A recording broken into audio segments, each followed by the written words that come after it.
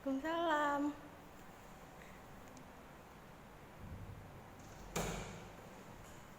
Silakan masuk.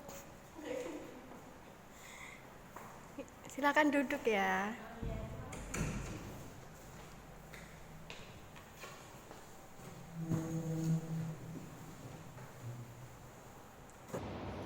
Assalamualaikum warahmatullahi wabarakatuh. Waalaikumsalam warahmatullahi wabarakatuh. Oke, masih semangat ya? Masih. Iya. Saya di sini mau ucapin terima kasih ya kepada adik atas kehadirannya dan sudah mau untuk menyempatkan waktunya sehingga ini kita bisa berkumpul di rumah ini. Ini masih siswa baru ya, mahasiswa. Ya Bu. Siswi baru. Ya Bu. Kenapa mau mondok, Mbak Nurul? Karena disuruh orang tua Bu. Kalau Karena ingin karena disuruh orang tua. oh iya. Jadi belum pada kenal satu sama lain ya. Belum. Iya. Tapi sebelum kita mulainya, ada baiknya kan berdoa dulu ya demi kelancaran kegiatan pada pagi hari ini. Jadi siapa nih yang mau mimpin berdoa? Oke. Berdoa mulai. Berdoa selesai. Ya, terima kasih ya kepada Mbak Nurul. Kira-kira ada yang tahu nggak sih di sini nih kita mau ngapain? Gak tahu.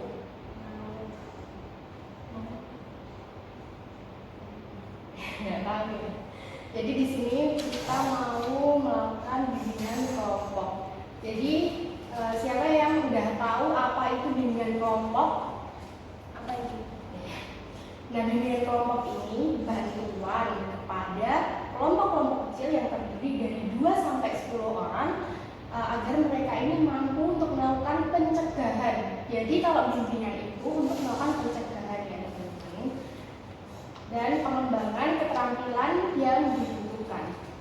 Nah, tujuan dari bimbingan kelompok ini yaitu yang saya garis bawahi sendiri untuk mengembangkan seluruh potensi dan kekuatan yang dimiliki seoptimal mungkin.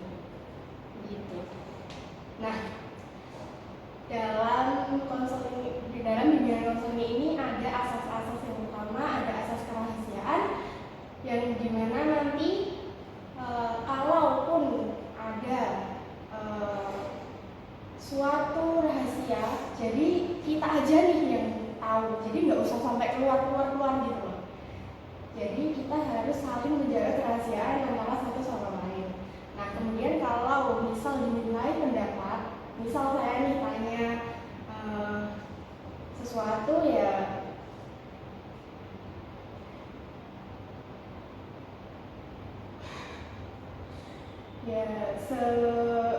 kamu berusaha untuk menjawabnya gitu ya teman-teman. Nah,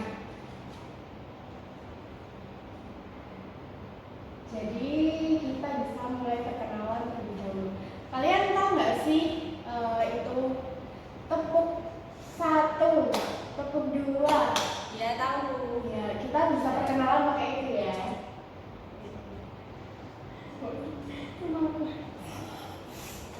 Jadi kalau yang belum tahu, tepuk 1, nanti tepuk 1 Vian, Ya. tepuk 2 Aisyah. Kalau 1 berarti nggak tepuk, karena cuma 1. Kalau tepuk 1, kalau 1 berarti nggak tepuk gitu ya. Nanti saya pimpin, bisa dimulai dari yang paling kanan saya nanti sampai yang paling ujung. Tepuk 1. Lurus. Ya, gitu. Lebih keras ya. Tepuk 1. Lurus. Tepuk 3. Aisyah. Tepuk 2. Bisa. Terima kasih. Coba Mbak Aisyah, samping kirimu namanya siapa? Bisa. Iya, betul.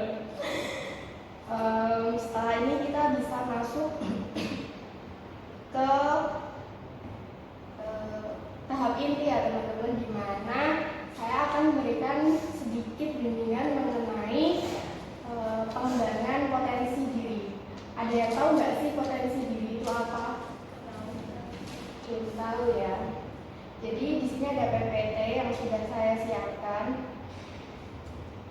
Nah, kalau bisa dilihat, pengembangan diri ini merupakan kegiatan di luar mata pelajaran sekolah dan bagian yang tidak terpisahkan dari kurikulum sekolah dengan tujuan membentuk watak santri melalui kegiatan pelayanan konseling serta kegiatan yang optimal sehingga menjadi manusia yang mampu menjawab berbagai tantangan yang datang dari dirinya sendiri maupun lingkungannya secara adaptif dan konstruktif. Nah, apa sih potensi dalam diri itu? Menurut Endra, potensi diri adalah kekuatan yang masih terpendam yang berupa fisik, karakter, minat, bakat, kecerdasan, dan nilai-nilai yang terkandung dalam diri tetapi belum dimanfaatkan dan diolah. Nah, apa sih pentingnya kita untuk memahami diri kita sendiri? Setiap pribadi ini akan selalu berhadapan dengan dirinya sendiri sebelum bertemu dengan orang lain. Jadi kita perlu memahami emosi diri kita sendiri agar kita dapat menemukan ego pribadi kita. Nah, semakin mengenal diri sendiri, maka akan semakin mudah mengembangkan potensi yang dimiliki dalam meraih kesuksesan. Nah, dengan mengenal diri sendiri, kita ini dapat mengetahui apa yang harus dilakukan dalam mencapai tujuan hidup dan menyadari kemampuan serta bakat untuk mencapai tujuan tersebut. Kira-kira dari penjelasan tersebut masih ada yang belum dipahami? Sudah ya.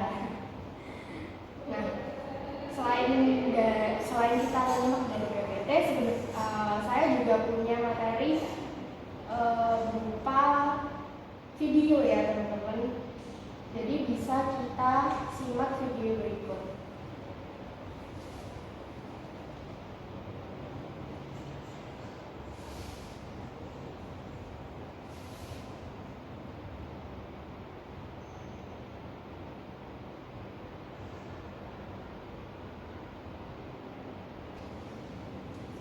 Nah, jadi seperti yang sudah dijelaskan, kan tadi kegiatan ekstrakurikuler merupakan kegiatan yang dilakukan di luar kelas dengan tujuan membimbing dalam mengembangkan potensi dan bakat yang ada di dalam diri kalian masing-masing. Nah, kalau yang ekstrakurikuler yang ada di Pondok Pesantren Nahdlatul Ma'arif ini kan ada beberapa ya. Kalau untuk peningkatan pemahaman diri dan nilai keislaman, contohnya bisa pakai ceramah, kajian agama, pengajian rutin, atau pengajian akbar. Nah, kemudian kalau peningkatan kreativitas dan inovasi bisa pakai kaligrafi, hadroh, kemudian ada sholawatan. Kemudian kalau ingin jadi pemimpin nih, dulu tadi kalau mau jadi pemimpin bisa latihan khotbah, ceramah. Kemudian kalau kesehatan dan kesejahteraan fisik di pondok pesantren ini ada ekstrakurikuler berenang. Nah, dari beberapa yang udah saya sebutin sama materi yang udah saya jelasin tadi, menurut kalian nih, kalian ini kayak tertarik untuk mengembangkan apa sih yang potensi yang ada di dalam diri kalian? Bisa dimulai dari Mbak Nisa. Saya suka menggambar, jadi mungkin saya akan mengembangkan potensi di kaligrafi. Oh iya, kamu Mbak Aisyah. Kalau saya suka bergerak, jadi saya pilih berenang saja. Jadi suka olahraga gitu ya? Biar badan saya sehat. Oh iya. Mbak Nurul, Saya kan suka ngomong dan video. ya? Jadi saya suka mungkin kita udah bisa. Oh iya, bisa mau meningkatkan kepercayaan diri ya? Jadi presiden katanya. Oh Saya iya. sudah percaya diri sendiri. Bisa jadi jagoan. Nah, makanya untuk mengenal diri sendiri ini sangat penting karena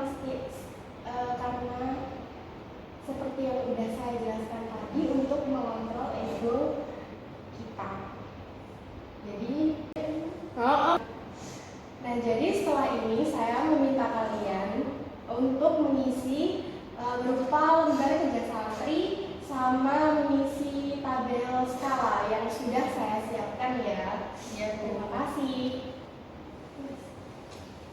Nah, jadi masing-masing dari kalian ini udah tahu ya arahnya untuk apa sih yang mau dikembangkan dari dalam diri kalian sendiri. Nah, karena kalian ini sudah bisa menunjukkan berbagai potensi yang dimiliki dan udah tahu rencana untuk mengembangkan potensi apa sih yang ada di dalam diriku dan mau aku kembangin. Jadi karena waktunya yang sudah habis, jadi kita di sini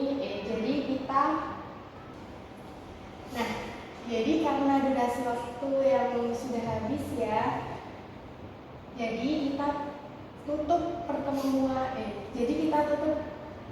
bimbingan pada kesempatan kali ini. Dan jangan lupa untuk selalu bersyukur atas nikmat yang telah diberikan kepada kita. Nah, tadi yang memimpin doa siapa ya?